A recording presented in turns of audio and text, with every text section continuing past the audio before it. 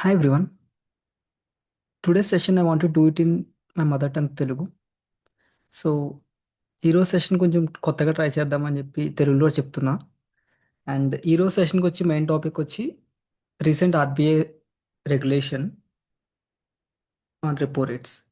So రీసెంట్గా RBI మనకు తెలిసినట్లయితే 50 బేసిస్ పాయింట్స్ తగ్గించింది రెపో రేట్. రెపో రేట్ తగ్గితే ఏమవుతుంది అంటే మన home loans, car loans, if it's link to the repo rate or MCLR, మన ఇంట్రెస్ట్ రేట్స్ కూడా తగ్గుతాయి. సో బేసికలీ ఇది ఎకానమీకి ఒక బూస్ట్ కింద ఆర్బీఐ రెడ్యూస్ చేసింది. మీరు చూసినట్లయితే లాస్ట్ 2-3 మంత్స్ బ్యాక్ కూడా ఒకసారి 25 పాయింట్స్ అండ్ 6 మంత్స్ బ్యాక్ కూడా ఒక 25 పాయింట్స్. సో ఓవరాల్ లాస్ట్ 1 ఇయర్లో 1% ఆఫ్ ద రెపో రేట్ తగ్గించింది. So it came down from 6.5 to 5.5. So దీనివల్ల మనకి బెనిఫిట్ ఏంటి అంటే నేను చెప్పినట్లు మన ఇంట్రెస్ట్ రేట్స్ అనేవి తగ్గుతాయి. సో ఇంట్రెస్ట్ రేట్స్ తగ్గినప్పుడు ఆల్మోస్ట్ ఇప్పుడు లోన్స్ లేకుండా ఎవరు ఉండట్లేదు కదా. ఇంట్రెస్ట్ రేట్స్ తగ్గినప్పుడు మనకి రెండు ఆప్షన్స్ ఉంటాయి. ఫస్ట్ ఆప్షన్ వచ్చి రెడ్యూసింగ్ ఈఎంఐ. సో మనం మంత్లీ పే చేసే అమౌంట్ రెడ్యూస్ చేసుకోవాలా, ఆర్ సెకండ్ ఆప్షన్ వచ్చి రెడ్యూసింగ్ టెన్యూర్, మనం పే చేసే పీరియడ్స్ తగ్గించుకోవాలా. సో ఇప్పుడు దీనికోసం ఒక ఎగ్జాంపుల్స్ చూద్దాం. ఓకే. సో మనకున్న two cases, loan 1 and loan 2. First లోన్లో 30 lakhs, సెకండ్ లోన్లో 50 lakhs. అండ్ లోన్ టెన్యూర్ వచ్చి 240 months and 300 months, 20 years and 25 years respectively. So ఇది మన old interest rate before reduction of repo rates 1 year back. And now repo రేట్కి 2% అనేది మనం నార్మల్గా add చేస్తే మన ఇంట్రెస్ట్ రేట్ వస్తుంది అనమాట. సో బేసికలీ మెనీ బ్యాంక్స్ ఇలాగే ఫాలో అవుతాయి. రెపో రేట్ వచ్చి 5.5 అండ్ 2% మనం యాడ్ చేసేది 7.5 వచ్చి మన కరెంట్ రేట్ అవుతుంది. కొన్ని బ్యాంక్స్ ఏంటంటే స్పెషల్ డిస్కౌంట్స్ అవి ఇచ్చి 7.5 కాకుండా 7.4, 7.3 కూడా ఇవ్వచ్చు. ఆర్ కొన్ని బ్యాంక్స్ ఇంకా అప్డేట్ చేయకపోతే 7.9 అలా కూడా ఉండొచ్చు. సో బేసికలీ మీరు కొత్త లోన్కి వెళ్ళి ఉంటే మార్కెట్లో ఉన్న రేట్స్ అయితే ఇలా ఉంటాయి. సో దీని ప్రకారం మనం క్యాలిక్యులేట్ చేస్తే మనకి ఈఎంఐ వచ్చి 26,035 రూపీస్ వస్తుంది. ఈ ఎక్సెల్ సెషన్లో ఇవన్నీ ఎందుకు అనుకుంటున్నారా? ఎక్సెల్లో మనకు కూడా ఫార్ములాస్ ఉంటాయి కదా, మన ఇంట్రెస్ట్ రేట్ ఎలా క్యాలిక్యులేట్ చేయాలి. సో ఈరోజు నేను కవర్ చేయబోయే టాపిక్ అయితే అది. సో ఇంట్రెస్ట్ రేట్ క్యాలిక్యులేట్ చేయాలి. ఫర్ ఎగ్జాంపుల్ మన ఈఎంఐ ఎంతో ఫైండ్ చేయాలి. ఈఎంఐ ఫైండ్ చేయాలంటే నేను యూస్ చేయాల్సిన ఫార్ములా వచ్చి పిఎంటి. సో ఆ ఫార్ములా యూస్ చేస్తే మనకి మనకి కావాల్సిన పారామీటర్స్ ఏంటి? రేట్. రేట్ వచ్చి నాకు ఫస్ట్ ఓల్డ్ రేట్ తీసుకుందాం. మనకి రేట్ యాన్యువల్ రేట్ కదా, 8.5% అనేది యాన్యువల్ రేట్. బట్ నేను ఇక్కడ మంత్స్లో ఇస్తున్నా. సో నాకు మంత్స్లో ఇస్తున్నప్పుడు నాకు యాన్యువల్ రేట్ని డివైడెడ్ బై 12 చేసుకోవాలి. ఫర్ ఎగ్జాంపుల్ మీరు ఇయర్స్లో ఇస్తుంటే మీరు డివైడెడ్ బై చేయాల్సిన అవసరం లేదు. సో రెండు కన్సిస్టెంట్గా ఉండాలి. నాకు ఇక్కడ మంత్స్ ఉన్నాయి కాబట్టి నేను మంత్లీ రేట్ తీసుకుంటున్నాను. So divided by 12. నెక్స్ట్ వచ్చి NPR and number of periods. Number of periods వచ్చి నాకు 240 months. అండ్ ప్రెజెంట్ వాల్యూ ఎంత మనకి?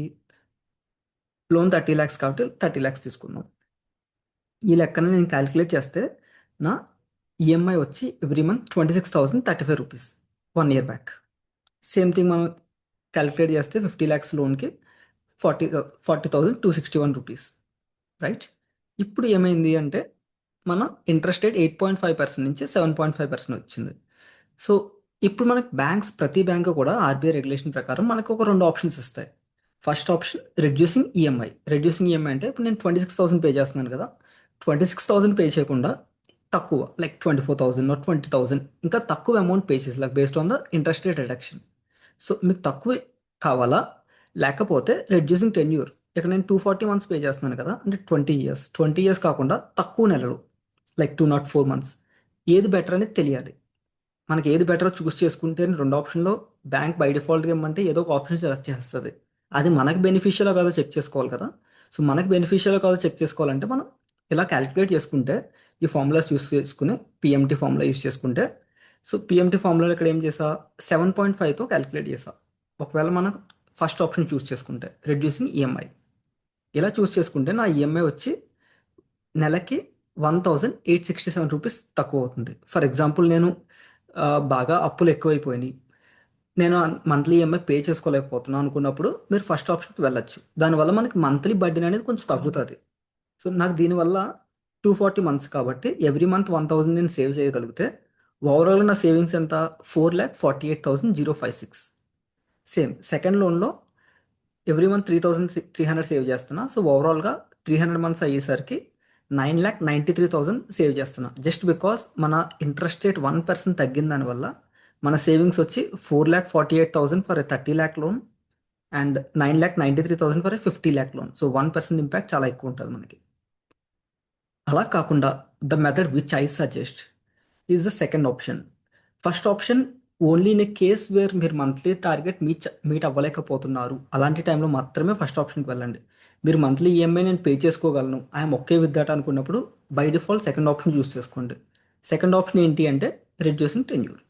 ఈ రెడ్యూసింగ్ టెన్యూర్ వల్ల ఏం తేడా వస్తుంది, దానికైనా దీనికైనా ఏం తేడా వస్తుంది అంటే, మనకి ఇనీషియల్ డేస్లో ప్రిన్సిపల్ తక్కువ కట్ అవుతుంది, ఇంట్రెస్ట్ ఎక్కువ కట్ అవుతుంది, లోన్ ఏ లోన్ అయినా సరే. సో మీరు ఈఎంఐ తగ్గించారనుకోండి, మీ ప్రిన్సిపల్ పే చేసే అమౌంట్ ఇంకా తగ్గిపోతుంది. సో దానివల్ల ఏంటంటే మనకి over the period of time మనం పే చేసే అమౌంట్ పెరుగుతుంది అనమాట. అలా కాకుండా మనం పీరియడ్స్ రెడ్యూస్ చేసుకుంటే మన ప్రిన్సిపల్ అమౌంట్, మన ఇనీషియల్ డేస్లో పే చేసే ప్రిన్సిపల్ అమౌంట్ పెరుగుతుంది. దానివల్ల మనకి సేవింగ్ అనేది చాలా ఎక్కువ ఉంటుంది. సో దాన్ని క్యాలిక్యులేట్ చేయడం ఎలాగా అంటే, first is equal to NPR. ఇందాక పిఎంటి చూసాం, ఇక్కడ ఎన్పిఆర్ ఫార్ములా వచ్చి దీనివల్ల ఏం తెలుస్తుంది అంటే నెంబర్ ఆఫ్ పీరియడ్స్. ఇప్పుడు నాకు అన్నీ ఉన్నాయి, లైక్ లోన్ అమౌంట్ ఉంది, కొత్త ఇంట్రెస్ట్ రేట్ ఉంది, నేను ఈఎంఐ ఇదే కడదాం అనుకుంటున్నా, మారుద్దాం అనుకోవట్లే. నాకేం తెలియాలి? లోన్ టెన్యూర్ తెలియాలి. ఎర్లియర్ 248.5 అయితే 7.5 అయితే ఎన్ని నెలలు వస్తుంది. సో అది తెలుసుకోవడానికి ఏం చేయాలి? ఫస్ట్ రేట్ వచ్చిన కొత్త రేట్ ఇది పిఎంటి. పిఎంటి అంటే ఏంటి? మనం మంత్లీ పేమెంట్ 26,035. దీనికి నేను మైనస్ సింబల్ యాడ్ చేయాలి, లేకపోతే మనకి నెగిటివ్లో వస్తుంది value. So every time payments మనకి బ్యాలెన్స్ రెడ్యూస్ అవుతుంది కాబట్టి అది మనం నెగిటివ్ సింబల్లో యాడ్ చేసుకోవాలి. Okay, and then present value వచ్చి 30 lakhs. ఇలా చూస్తే నాకు 204 మంత్స్, ఇక్కడ నుంచి ఇక్కడికి ఎన్ని నెలలు తగ్గిపోయింది? 36 మంత్స్. అంటే 3 years మన పేమెంట్ తగ్గిపోతుంది. ఇక్కడ 20 years ఉన్నది, మనకి ఇక్కడికి వచ్చేసరికి 17 years అయిపోతుంది.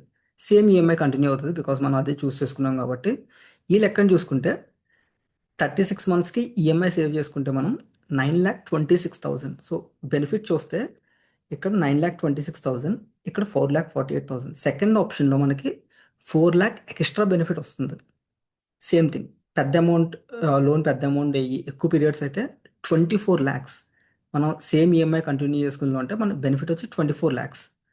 అండ్ రెండో ఆప్షన్లో ఏది బెటర్ అని చెప్పాలంటే, ఇది 14 lakhs మనకి అడిషనల్ బెనిఫిట్ వస్తుంది. So obviously if you have the amount every month, go with second option. Because మీకు ఆబ్వియస్లీ నెంబర్స్ కనిపిస్తున్నాయి కదా, దాన్ని బట్టి మీరు డెసిషన్ తీసుకోవడానికి బెటర్ అవుతుంది. సో కొత్తగా ట్రై చేద్దామని చెప్పి మన రియల్ లైఫ్ ఎగ్జాంపుల్ని మన ఎక్సెల్ ఫార్ములాస్కి లింక్ చేసి నేను చెప్తున్నా. Hope you find this useful. And మనకి యూట్యూబ్ ఛానల్తో పాటు ఇన్స్టాగ్రామ్ అండ్ వాట్సాప్ కమ్యూనిటీ కూడా ఉంది, WhatsApp channel. So if anyone is interested, links అన్ని నేను డిస్క్రిప్షన్లో పింక్ చేస్తున్నా. So you can join there as well to get the latest updates, or you can reach out to me directly with queries and anything. So you can stay better connected. Hope this helps. Thank you.